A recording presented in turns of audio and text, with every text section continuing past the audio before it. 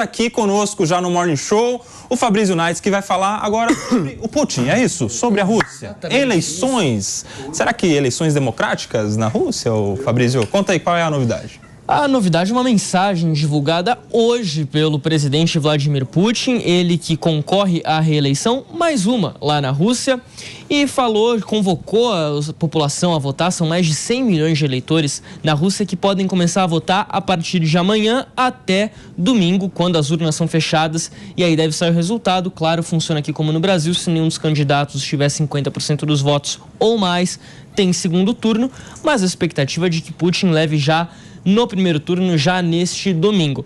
Bom, o que ele falou? Ele invocou o patriotismo, o espírito patriótico dos russos. Disse o seguinte: peço que compareçam para votar e expressem a sua posição cívica e patriótica. Votem no candidato da sua escolha pelo futuro da nossa amada Rússia.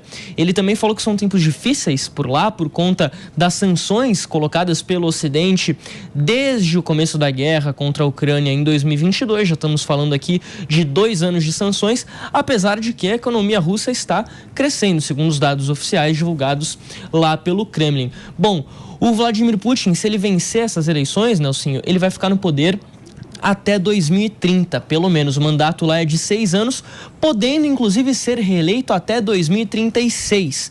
Por quê? Porque foram feitas mudanças... para sempre, praticamente. Para sempre, quase. Porque foram feitas mudanças na Constituição da Rússia nos últimos anos. Então, no começo da década passada, eles ampliaram o mandato presidencial para 6 anos. E aí, depois, em 2020, houve uma mudança na Constituição que zerou os mandatos presidenciais antigos do Putin. Então, é como se ele não tivesse assumido a presidência até hoje. Então, isso que permite que ele concorra agora e concorra, se ele quiser, daqui 6 anos novamente. Ele já está no poder desde 1999, na época como primeiro-ministro do então presidente Boris Yeltsin. E aí ele foi presidente entre 2000 e 2004, 2004 e 2008, entre 2008 e 2012 primeiro-ministro do Dmitry Medvedev, mas o Dmitry Medvedev era visto como um presidente, uma marionete de Vladimir Putin. Uma laranja. Exatamente. Poxa. E aí ele volta ao poder em 2012 e segue na presidência até hoje. Se ele vencer essas eleições, aliás, se ele vencer não, né? Quando ele vencer essas eleições, no domingo, com certeza, ele vai se confirmar, então, como o chefe de Estado há mais tempo no poder na Rússia, desde um certo Joseph Stalin, lá entre as décadas de 20 e 50, entre 1924 e 1953, quando a Rússia não se chamava Rússia, se chamava União Soviética. Então a gente está falando aqui de um dos chefes de Estado há mais tempo no poder, de um dos maiores... Um cara bate o recorde do Stalin, significa que tem alguma identidade, de alguma maneira, né, o Fabrício? Pelo menos no período à frente do governo, com certeza. Isso levanta muitas questões. E aí a gente vai descobrir o seguinte: primeiro de tudo, o voto na Rússia não é obrigatório. Em 2018, quando teve as últimas eleições, foram 67% dos eleitores às urnas. Sim. Segundo observadores internacionais, as eleições ocorreram normalmente, embora não havia ali uma competição genuína pela disputa à presidência. Isso que preocupa as autoridades estrangeiras. Não teremos observadores internacionais este ano, mas a questão aqui é a seguinte: a gente vai descobrir, vai servir essas eleições de termômetro, e essa que é a grande questão para o Vladimir Putin nesse momento, sobre o apoio que ele tem da população. 67% das pessoas votaram em 2018.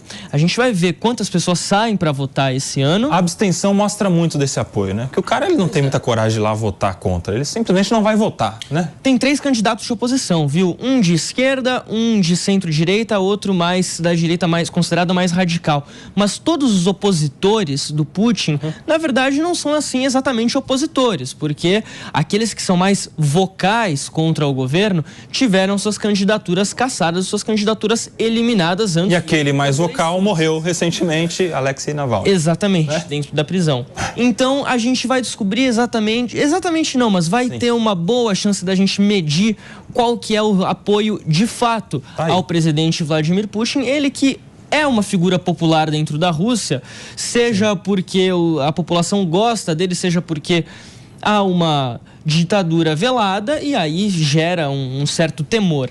Mas a gente vai ter um termômetro do até onde chega esse apoio para Vladimir Putin nesse domingo. Tá aí pra gente acompanhar. Obrigado, Fabrício. Falando sobre as eleições na Rússia. Mano Ferreira, o que pode se esperar dessa eleição russa com o Vladimir Putin concorrendo? Tem chance dele perder a eleição? O que esperar das eleições na Venezuela? E aí? É a mesma situação. São ditadores que tentam dar uma roupagem legalista para o seu regime, que tentam dar uma roupagem de legitimidade ao fazer o ritual de levar parte da população até a urna, parte da população que vai porque de fato apoia o regime, parte vai porque tem medo, parte vai porque às vezes precisa ir para não morrer de fome.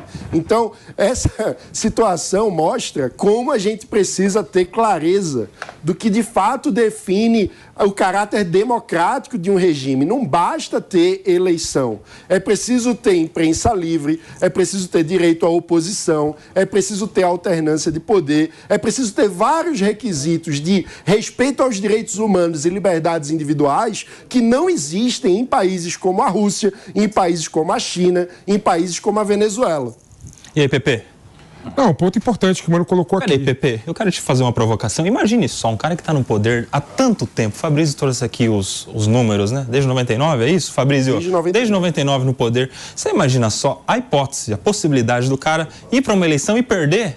Será que ele teria uma crise de identidade, o Vladimir Putin? Há tanto tempo no governo, de repente vai ter que mandar currículo, fazer um perfil no LinkedIn, arranjar uma outra ocupação. Existe essa hipótese? Imagine só como se sente um cara que está tanto tempo no governo, hein, Pepe?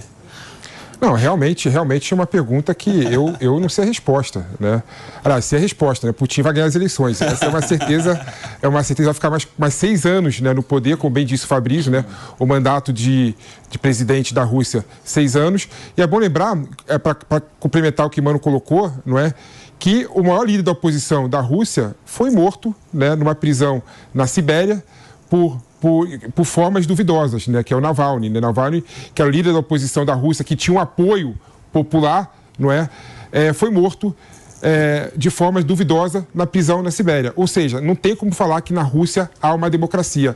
Então, Putin consegue nadar de braçada.